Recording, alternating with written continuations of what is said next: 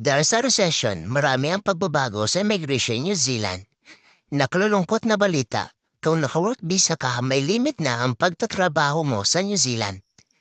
Yung ibang kababayan natin na hindi nag-apply ng residente na on nag-one-off ay nagsisisi na sila. Dahil akala nila forever na silang ma-renew. Sa ngayon, marami ang nawala ang trabaho. Kaya sa opinion ko, ginawa ito na Immigration New Zealand dahil maraming mga lokal ang walang trabaho. Kaya pinaikli na lang ang pagstay ng mga naka-work visa. Dahil sa recession, marami ang pagbabago sa Immigration New Zealand. Nakalulungkot na balita, kung naka-work visa ka, may limit na ang pagtatrabaho mo sa New Zealand.